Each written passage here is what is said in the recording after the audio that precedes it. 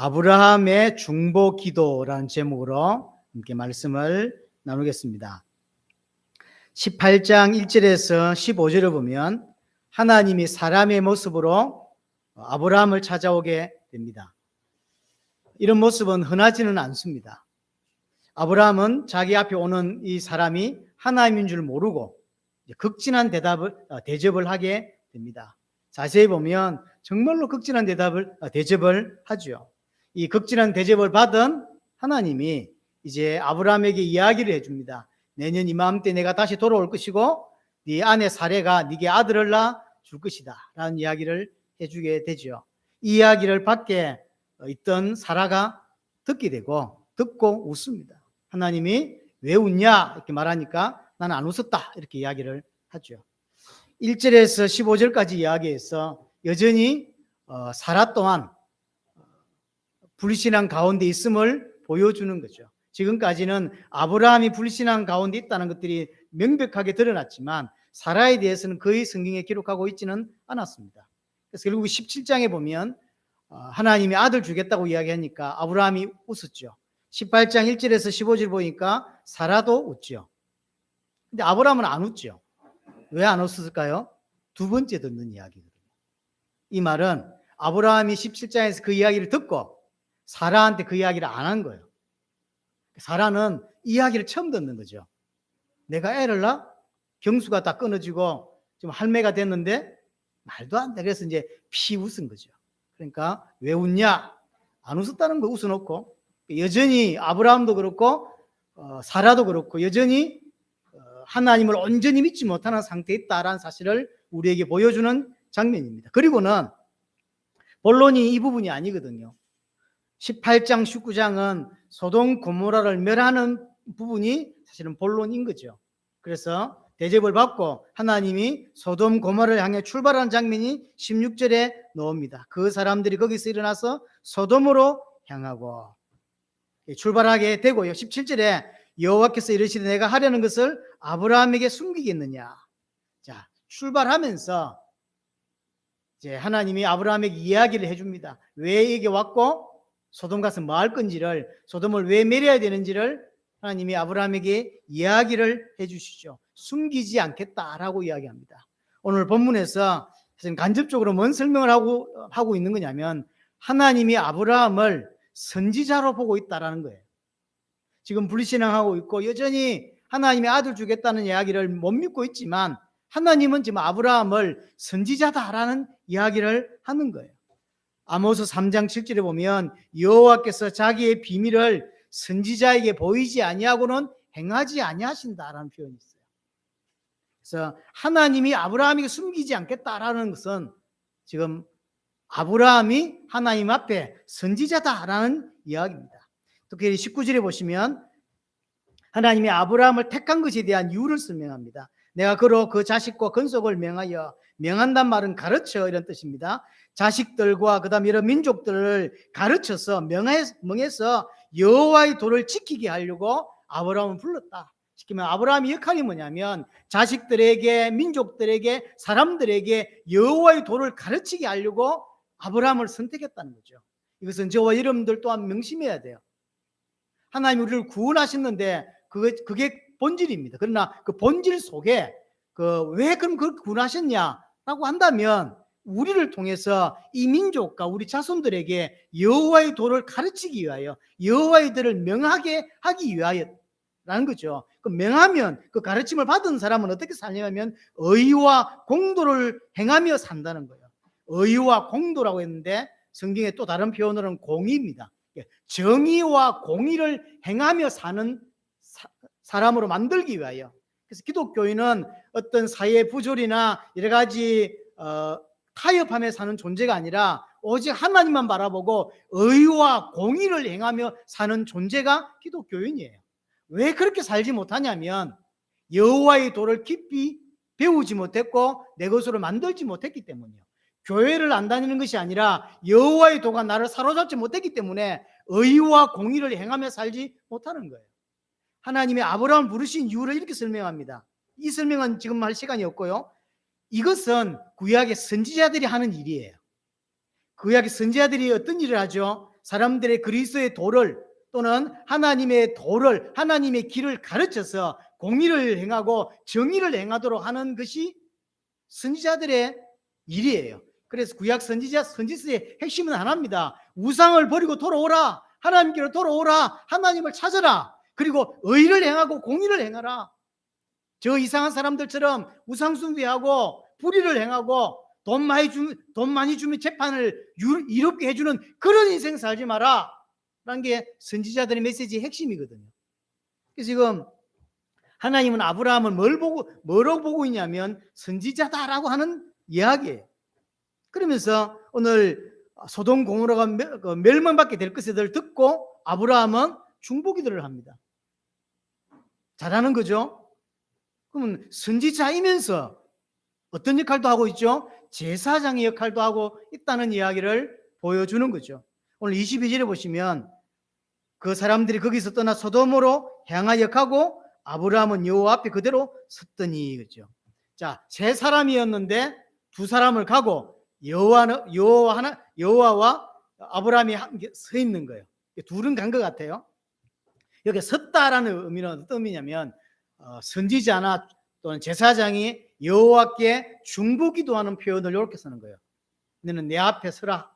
너는 내 앞에 행해라. 이런 표현들 있죠. 이 표현 전부 다 하나님 앞에서 중보기도하는 모습을 보여주는 거죠.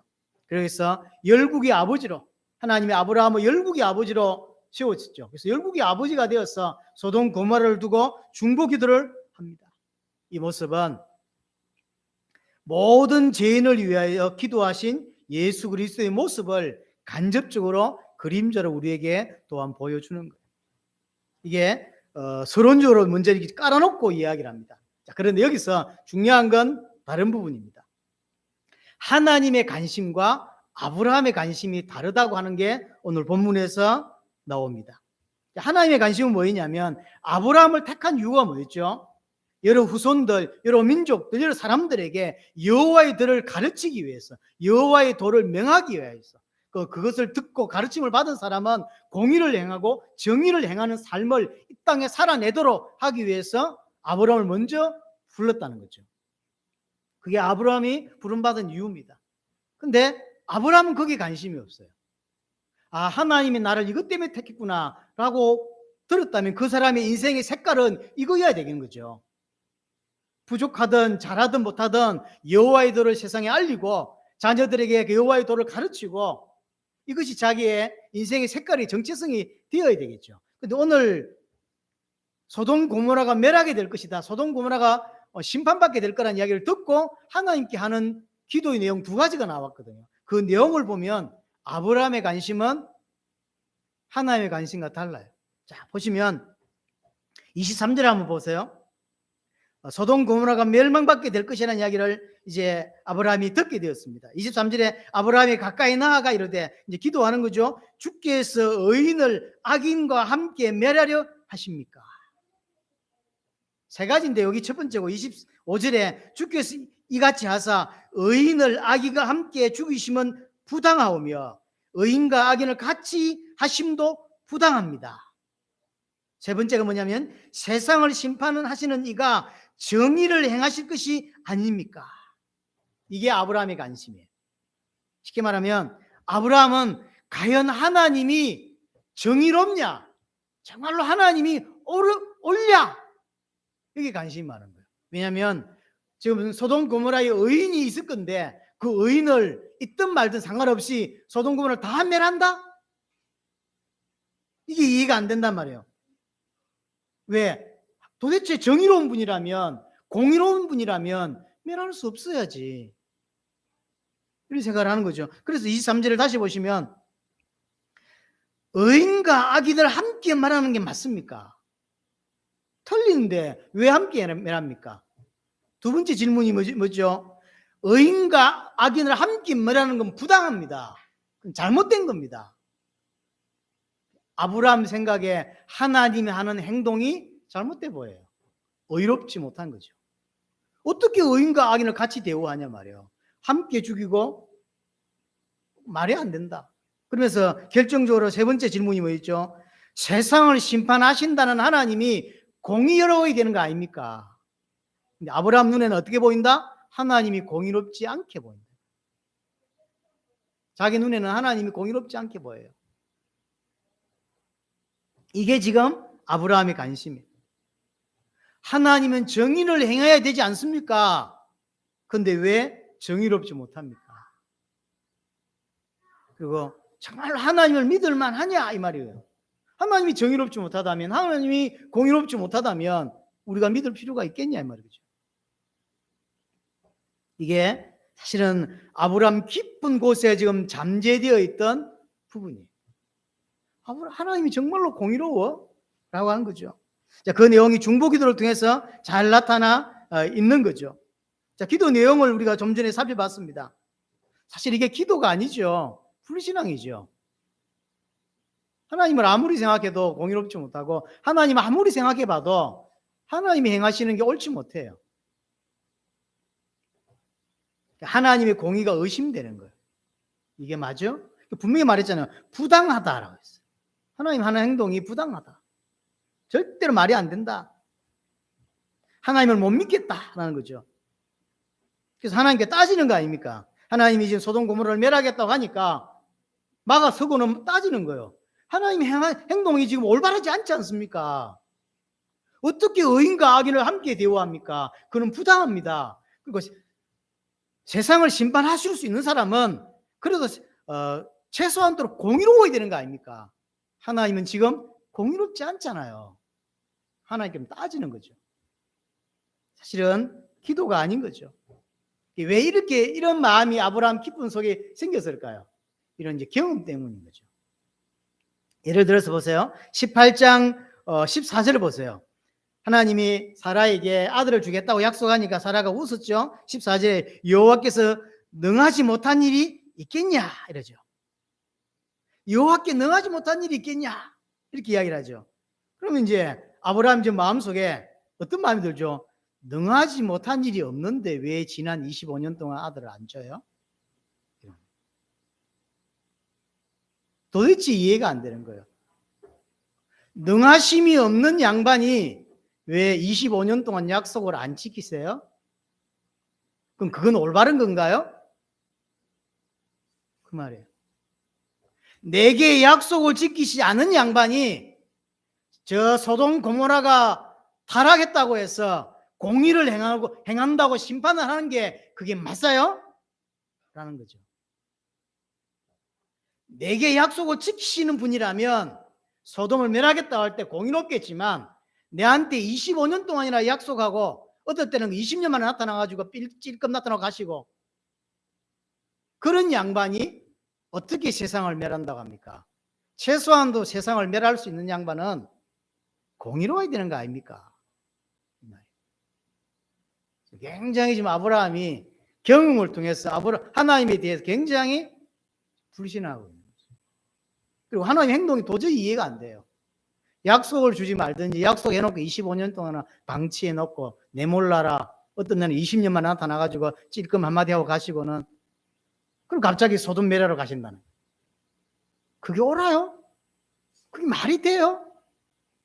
이런 거죠. 이해가 안 되는 거죠.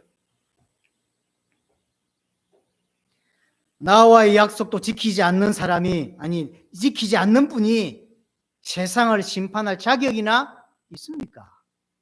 라는 거죠. 하나님 부당하다는 거예요. 도대체 하나님의 행동이 난 이해가 안 된다 이 말인 거죠. 불만이 가득 쌓여 있죠. 좀 아브라함에게 자기도 공의롭지 못하면서 세상을 공의로 심판해? 세상을 공의로 심판할 수 있는 분은 공의로워야 되는 거죠.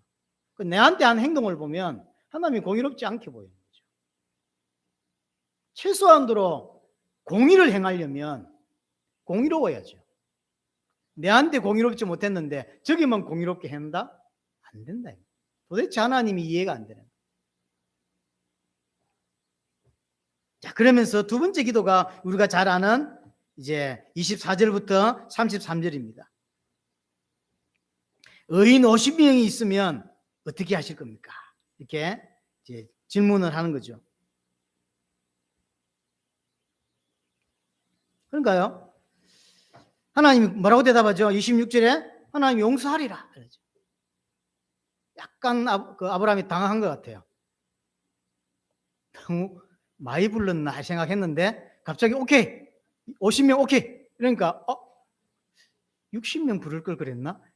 이런 거 있잖아요. 좀 작게 불렀어야 했나? 이런 거 있잖아요. 약간 당한 거죠. 너무 쉽게 대답하니까.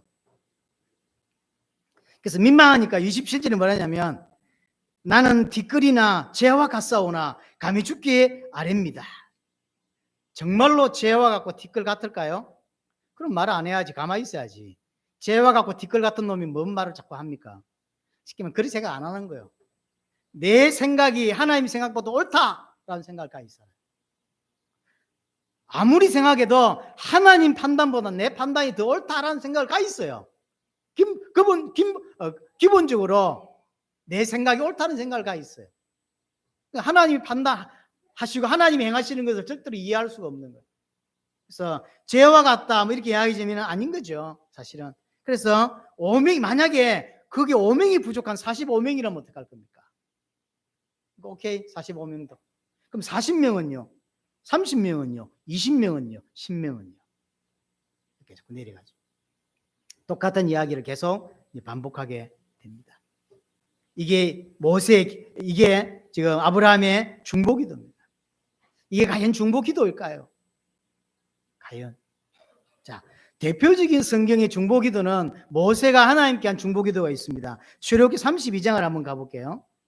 출애굽기 32장 32절에 보시면 이제 그들의 죄를 사하시옵소서. 그렇지 아니하시오면 원하건대 주께서 기록하신 책에서 내 이름을 지워버려 주옵소서. 이게 모세가 범죄한 이스라엘 백성들을 두고 하나님께 딜하는 거죠. 중보기도하는 내용이에요. 정말로 이 백성들을 다 죽일 생각이십니까? 정말로 이 백성들을 다 여기서 다 묻을 생각이십니까? 그렇다면 내 이름을 생명책에서 빼달라. 이 말은 생명책에서 빼달라는 이야기가 아니잖아요. 생명을 걸고 하나님께 기도하는 거예요. 이들을 용서해달라. 이들을 한 번만 용서해달라.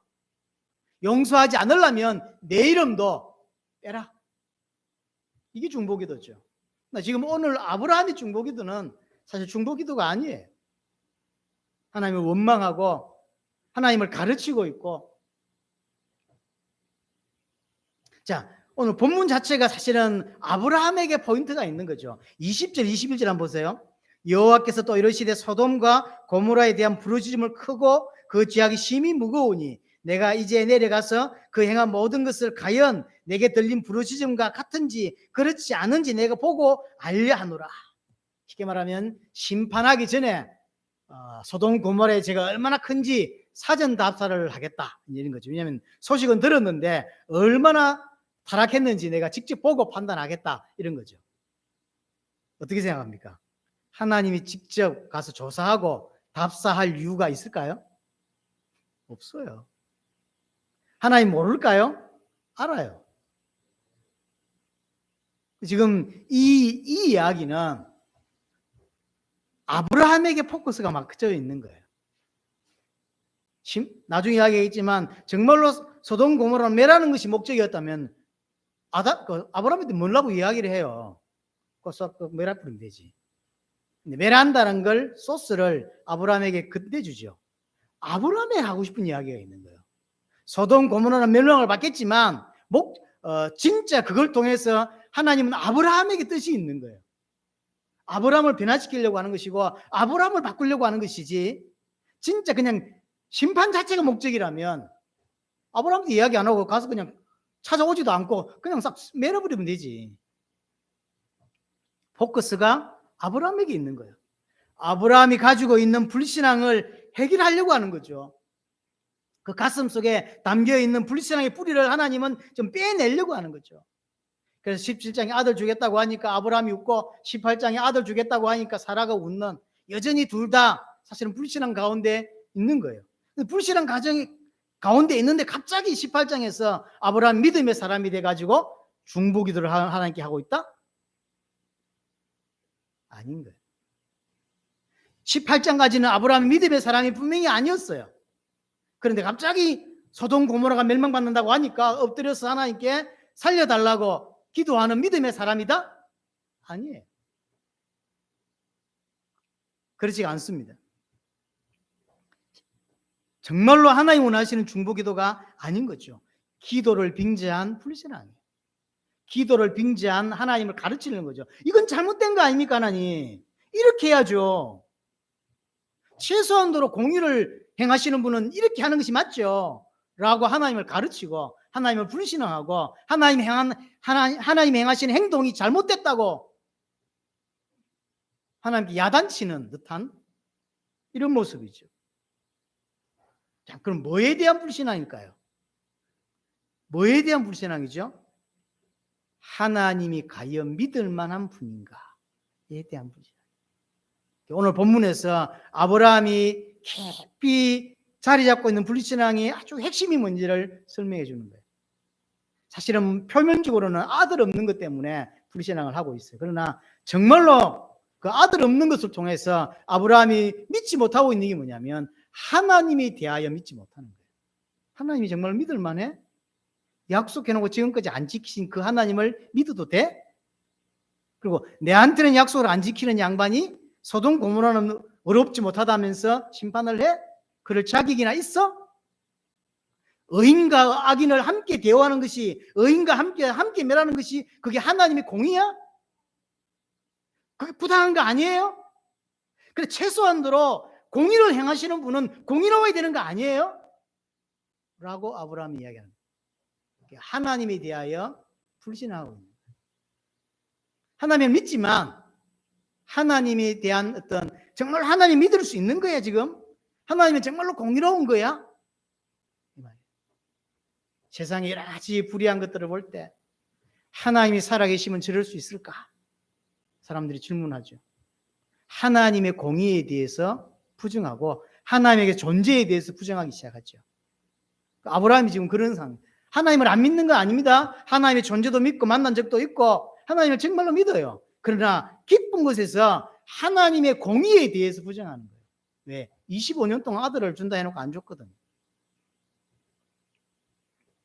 자, 한 가지를 좀 짚고 넘어가야 될 게 있는데 그게 뭐냐면 왜 신명에서 멈췄을까 하는 거예요. 한 번만 하나님 더 기도하겠습니다. 한 번만 용서하시고 들으십시오.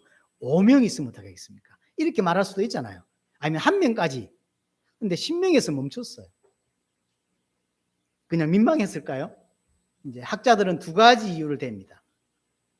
지금까지 신학자들은 두 가지 이유에서 아브라함이 신명에서 멈췄다는 거죠. 첫 번째가 뭐냐면 이것이 아브라함이 가진 의의 기준이라는 거죠. 저 큰 성 소돔 고모라에 최소한 의인 10명은 있어야 되지 않겠냐라는 거예요. 근데 의인 10명이 없고 8명이나 9명만 있다? 그러면 그때는 할 수 없다. 죽어도 된다. 라고 하는 기준이 아브라함의 기준이라는 거예요. 정확하게 알 수 없죠? 그러나 분명히 10명에서 멈췄어요. 우리 하나님은 단 1명만 있어도 멸하지 않으십니다. 하나님을 잘못 이해했어요. 10명 있으면 하나님이 용서해주고 그런 분이 아니십니다. 에레미야 5장을 한번 가볼게요. 구약성경 에레미야 5장 1절입니다. 에레미야 5장 1절 너희는 예루살렘 거리로 빨리 다니며 그 넓은 거리에서 찾아보고 알라. 너희가 만일 정의를 행하며 진리를 구하는 자를 한 사람이라도 찾으면 내가 이 성읍을 용서하리라. 이게 하나님의 의예요. 단 1명만 있어도 예루살렘 거리에 저 큰 예루살렘 도시에 단 1명만 있어도 하나님이 용서하시는 분이라니까요. 소돔 고모라는 단 1명도 없었어요. 그렇죠? 의인 1명 때문에 전체를 용서하시는 것이 하나님의 의입니다. 뭐라 할 수 있죠? 의인인 예수 그리스도의 한 분만으로 모든 사람의 죄를 용서하셨죠. 의인 예수 그리스도 한 분만으로. 이게 아브라함이 가진 잣대예요. 아브라함의 기준과 하나님의 기준은 완전히 달라요. 비교가 될 수 없어요. 그럼에도 불구하고 아브라함은 하나님을 가르치려고 하고 하나님의 공의에 대하여 부정합니다. 아브라함은 또는 이 땅에 사는 많은 기독교인들 또한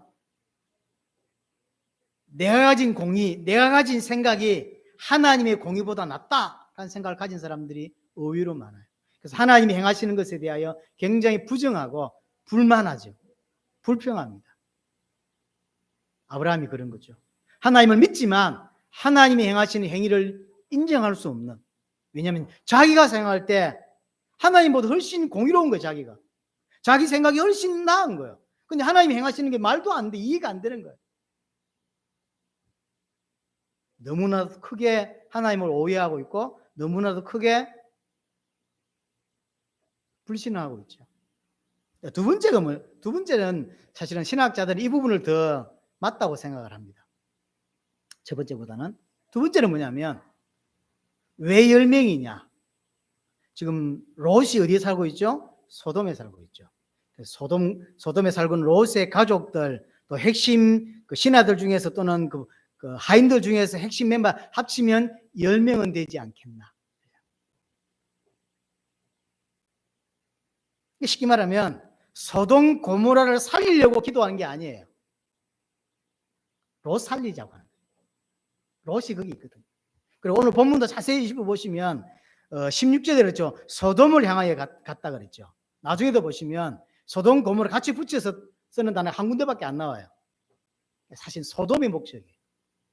하나님은 소돔 고모라로 내려왔지만 지금 아브라함은 소돔 고모라가 아니라 소돔 자체의 목적이 있어요.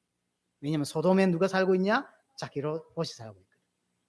그래서 순수하게 선지자로 제사장적인 입장에서 정말로 이 땅을 사랑하는 기독교인 입장에서 기도하는 것이 아니라 오직 유일하게 이게 친인척 롯 하나 살려요. 결과적으로 따지면 육신이에요. 중보기도 하는 것도 뭐 기도도 참 따지면 결국은 자기 육신 때문에 처음에 갈대우로 데려올 때 데리고 나왔기 때문에 마음이 늘 있는 거죠. 정말로 소돔을 살려야 된다는 게 아니라 롯 하나 살려보겠다. 그것 때문에 이렇게 하고 있는 거죠. 자, 그러면 왜 아브라함이 이렇게 불신앙할까요? 하나님에 대해 불신앙할까요? 이유는 하나입니다. 하나님을 잘 모르기 때문에. 하나님을 모르기 때문에 하나님에 대하여 불신앙하는 것입니다. 모르는 만큼, 하나님을 모르는 만큼 우리는 불신앙하게 돼 있어요. 모르니까 오해하게 돼 있죠. 하나님이 누군지 모르고 하나님이 행하시는 것이 뭔지를 잘 몰라요. 자기 기준에서 자꾸 하나님을 판단하고 결정하죠. 그러니까 계속 하나님하고 안 맞을 수밖에 없는 거예요. 우리는 하나님을 계속 알아가야 돼요. 구원이 뭐냐면 하나님을 알아가는 게 구원이죠. 그래서 요한복음 17장에 보면 영생은 유일하신 참 하나님과 그가 보내신 자 예수 그리스도를 아는 거라 그랬죠. 예수 그리스도를 알고 하나님을 아는 게 그게 구원이에요. 구원받았다는 이야기는 그 하나님을 아는 것에 시작이 된 거죠. 그래서 구원받은 자의 삶은 뭐냐면 그 하나님을 계속 더 알아가는 삶이에요.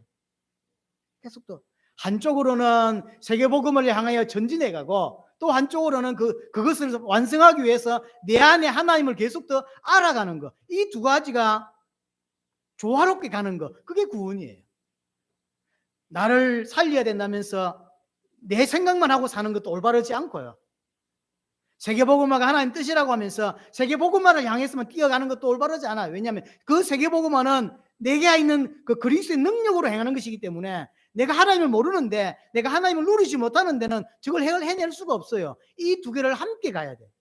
그래서 밖으로는 끊임없이 세계복음화를 향해서 가야 되고 안으로는 하나님을 계속 알아가야 돼요. 이 두 개가 같이 가는 거예요.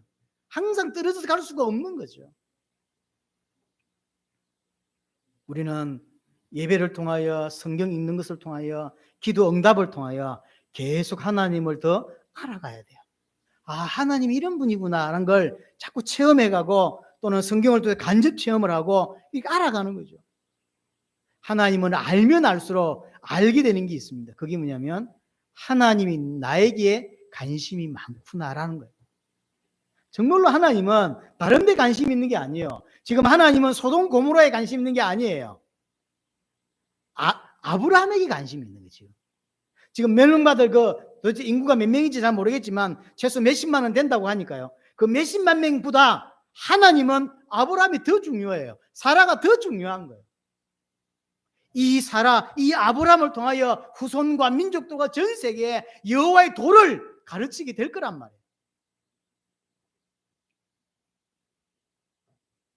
하나님이 나에게 관심이 많구나, 나를 주목하게 보시는구나라는 걸 사실 하나님을 알지 못하면 알 수가 없는 부분. 하나님은 나를 하나님을 온전히 알고 그 순종해가는 온전한 믿음 가진 자로 계속 만들어 가시고 바꾸어 가시는 중에 있는 거죠. 만약에 75세 때 아브라함에게 하나님이 아들을 그냥 덜커덕 주었다면 아브라함에게 이런 일은 벌어지지 않았을 것입니다. 정말로 하나님을 깊이 알고 그래서 하나님께 온전히 순종하는 그런 삶은 아브라함이 살지 않았을 것입니다. 모든 시간을 하나님이 만들어가는 거예요. 왜 그 시간이어야 되냐? 하나님이 가장 정확하게 아십니다. 우리 생각에는 이때가 더 좋을 것 같은데 라는 게 많이 있어요. 결국 하나님은 아브라함을 열국의 아비로, 열국의 아버지로 만들어 가고자 하시는 거예요. 자, 결론적으로 우리도 이 아브라함과 똑같은 실수를 많이 한다는 거예요. 그래서 메시지를 우리에게 주시는 거죠. 하나님을 잘 모르기 때문에 하나님을 오해하고 원망하고 불평하고 불신앙을 하게 됩니다. 하나님을 계속 알아가는 거 너무 중요한 것입니다. 하나님은 의인 한 명만 있으면 그래야 되잖아요. 의인 한 명이면 한 명은 용서해야 되잖아요. 근데 하나님은 그런 분이 아니에요. 의인 한 명 때문에 전체를 용서하시는 분이 하나님이라요. 예수님 한 분의 그 의로 이 땅에 모든 죄를 용서하시고 덮어주시는 분이 하나님이란 말이에요. 그 하나님을 계속 우리는 알아가야 되고 체험해 가야 돼요. 우리가 살고 있는 이 땅이 소돔 고모라입니다. 의인 단 한 명이 없어요. 아브라함은 지금 착각하고 있습니다. 의인이 있을 거다. 그러나 의인은 없습니다. 자신의 의로 스스로 구원받을 수 있는 사람은 단 한 명도 이 땅에 없다는 사실입니다. 오직 예수 그리스도밖에 없어요. 그래서 우리는 예수 그리스도 안에서만 살아날 수 있고 살아가야만 하는 거예요. 또 하나, 오늘 아브라함의 중보기도를 통해서 사실은 중보기도가 아닙니다. 불신앙이고 원망이고 불평이지 하나님을 가르치려고 하는 것이고, 왜냐? 내가 가진 기준, 내가 가진 잣대를 가지고 하나님을 판단하기 때문에 우리의 생각에 갇히는 분이 아니라는 사실을 기억해야 돼요. 하나님과 나는 완전히 사실은 다릅니다. 우리가 그렇게 생각할 수 있죠. 하나님이 알고 계실까? 도대체 하나님은 보고 계실까? 라고 의심이 생길 때가 있습니다. 그래서 그 의심과 불신으로 하나님을 정죄하고 하나님을 판단합니다. 그게 엄청난 죄예요. 알지도 못하면서, 그렇죠? 알지도 못하면서 하나님을 정죄하고 하나님을 판단하고, 그래서 하나님의 수준을 내 수준으로 끌어내려놓고, 오늘 아브라함은 믿음 가진 자로서의 중보기도가 아니라 정말로 원망하고 불평하는 불신앙의 기도를 하고 있는 거예요. 우리는 이런 중보기도가 아닌 정말로 하나님 원하시는 모세와 같은 그런 중보기도를 할 수 있는 자가 저는 되어줘야 되는 거죠. 마지막으로 이야기했지만 하나님을 깨닫게 하기 위해서 오늘 소돔 고모라에 대한 이야기를 아브라함에게 해주신 거예요. 정말로 소돔 고모라 멸망이 목적이었다면 하나님은 아브라함에게 찾아오지 않고 그냥 막바로 재앙을 내려서 소돔 고모라를 멸하셨을 것입니다. 하나님의 관심은 소돔 고모라가 아니라 아브라함에게 있다는 사실. 아브라함의 생각을 고쳐주고 아브라함의 잘못된 생각을 바르게 고쳐주고 싶은 거예요. 그게 하나님의 뜻입니다. 자, 회의를 하고 결과적으로 창세기 22장에 보면 하나님이 온전히 아브라함이 하나님께 온전히 순종하는 장면이 나와지게 됩니다. 절대로 순종할 수 없는 상황이 벌어졌죠. 왜냐하면 불가능 속에서 이삭을 얻었어요. 또다시 이삭을 얻을 수 있는 것도 아니에요. 그런데 하나님이 그 이삭을 바치라고 하는 거예요. 불가능한 속에서 얻었기 때문에 어떤 면에서 더 내어놓기 힘들 수도 있는데 아브라함은 뭘 경험했냐면 하나님이 하셨다라는 걸 경험하게 됐어요. 아, 하나님이 아들 주셨구나. 하나님이 행하신 거구나라는 걸, 만약 이 이삭을 하나님께 드리면 죽게 됐겠지만 하나님은 그 이삭을 향한 뜻은 반드시 이루실 거다. 뭐 어떻게 이루실지 모르지만 반드시 이루신다라는 건 아브라함이 이제 드디어 배우게 된 거죠. 드디어 믿게 된 거예요. 그래서 온전히 믿는 자로 바꾸고 갔죠. 이 장면을 왜 우리에게 설명합니까? 이것이 우리의 미래라는 거죠. 불신앙하던 우리가 정말로 신앙하는 아브라함처럼 그렇게 바뀌는 거죠. 아브라함이 믿음의 조상이 되어가는 우리의 그림입니다. 아들을 일찍 주었다면 분명히 아브라함은 이 길을 걷지 못했을 것입니다. 정확한 때에 정확한 시간에 하나님이 아브라함에게 아들을 주고 그래서 깨닫게 하고 그래서 정말로 믿게 만드셨죠. 하나님은 저와 여러분들에게 관심이 있습니다. 여러분 생각에 이해 안 되는 부분이 많고 여러분 생각에 도대체 판단이 안 서는 것들이 많지만 하나님은 정확하게 알고 계시고 정확하게 여러분들을 이끌어가고 계신다는 거죠. 메시지를 주시고 사건을 주시고 여러 가지를 주시면서 결국은 아브라함처럼 믿는 자로 하나님 완전히 섬길 수 있는 자로 그렇게 우리를 만들어 가시고 바꾸어 가시는 거죠. 그래서 하나님의 방식, 하나님의 시간 분명히 우리는 이해할 수 없습니다. 우리는 이해해야 되는 게 아니라 그냥 순종하면 되는 존재입니다. 그렇죠? 우리는 자꾸 이해하면 순종하려고 하는데 하나님을 하나님으로 인정해야 돼요. 내하고 다른 분이라는 걸 인정해야 되고 그분이 옳고 그분이 진리고 그분이 맞다. 그분의 판단이 옳다는 걸 인정해야 돼요. 내가 판단하고 내가 생각할 때 옳지 않은 게 많아요. 그러나 누가 맞습니까? 내가 맞습니까? 하나님이 맞습니까? 하나님이 맞아요. 하나님이 옳아요. 하나님의 판단이 맞아요. 그래서 내가 이해되면 믿었고 내가 이해되면 뭘 하고 내가 이해되면 뭘 하려고 하는 존재가 아니라 하나님이기 때문에 하나님의 말씀이기 때문에 순종하는 그런 자가 되어야 돼요. 아브라함은 이제 그런 자로 가고 있는 거예요. 자, 22장 보면 드디어 아브라함은 그런 사람으로 변했죠. 말하니까 토달할 수 있는 게 너무 많잖아요. 아니 어떻게 준 아들인데 어떻게 얻은 아들인데 아들을 바치라고 합니까? 절대로 이성적으로 이해할 수 없습니다. 근데 바치죠. 그건 하나님을 믿는다는 거이죠. 하나님 우리에게 그걸 원하시는 거죠. 하나님을 하나님으로 인정하란 말이에요. 하나님을 하나님으로 믿는 것. 분명히 우리 눈에는 하나님이 공의롭지 못하고 하나님이 정의롭지 못한 것처럼 의심스럽게 분명히 보인다 이 말이에요. 그러나 그렇지 않습니다. 하나님만이 옳습니다. 하나님만이 맞습니다. 하나님께서 성경에 기록한 이 내용이 옳은 것입니다. 그래서 우리는 이걸 그대로 받아들이고 우리는 순종하는. 그래서 하나님의 수준을 내 수준으로 끌어내리면 안 돼요.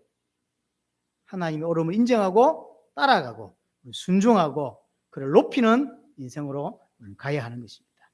오늘 아브라함은 자기 기도를 통하여 대단히 중요한 기도를 하는 것처럼 보이지만 그렇지 않습니다. 아직 가슴 깊이 하나님에 대하여 하나님의 공의에 대하여 부정하고 있는 거죠. 여러분에게 하나님이 어떤 분인지 잘 모르겠는데 그 하나님이 옳고 그 하나님만이 맞습니다. 그분 앞에 엎드리고 그분을 하나님으로 인정하고 그분을 경배하는 인생이 되어지시기를 바랍니다.